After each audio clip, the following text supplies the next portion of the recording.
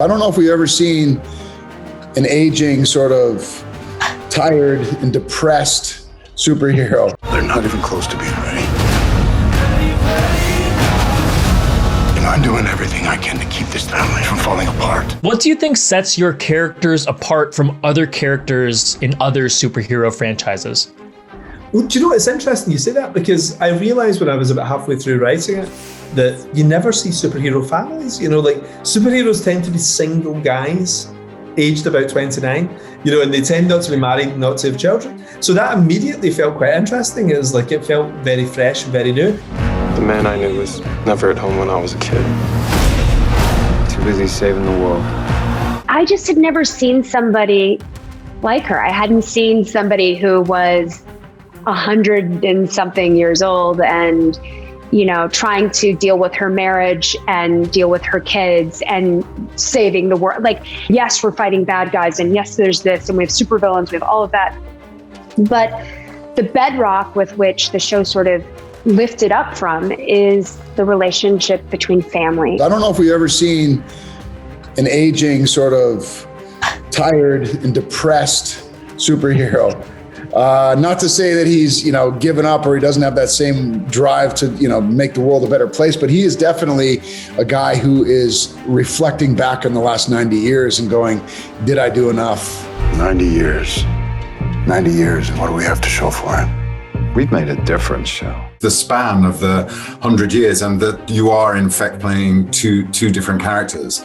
And as soon as I knew we were doing that, I tried to make them as different as I possibly could. So 1920s Walter is totally different to present day Walter. At first appearance, George seems similar to like a Batman type. What I will say differs in our show is the span of time that we stick with them. So I think we see, you know, particularly for George, the arc is massive from where he starts to where he begins. I mean, it's a different character. Yeah, these are superheroes, but they have some very real problems. With Jupiter's Legacy, we examine that whole idea of a perfect person and how that really functions in the world that isn't perfect. I know for Petra, you know, just the idea of what it's like to be an overachiever. I think that she is probably the hardest working person. You know, she's taking over day-to-day, you know, operations, you know, the Union of Justice with her father, having all those extra responsibilities. It's a lot for her. So I think that, you know, she is very hard on herself. I don't know whether I can do this anymore. I don't think Hutch asked to be a hero.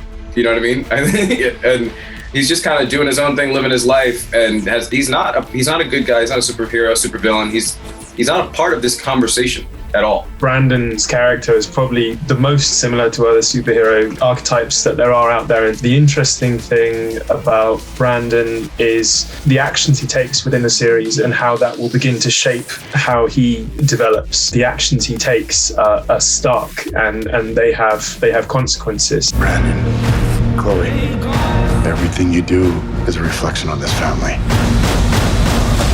You have to be the ideal. With Chloe, you get a gritty look at this character who has powers, and whereas, you know, Hutch doesn't want to be a hero, she's requested to be one by her family, but she refuses to be one. She rejects it. She doesn't subscribe to that code, that whole lifestyle. You do the right thing, somebody dies.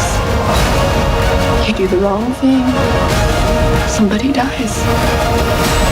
It just gets really real. We've all got baggage, whether you can fly or you've got super strength. Everyone's got their fair share of issues that they're dealing with. No one's immune to it. No one can live up to the ideal. Not even die.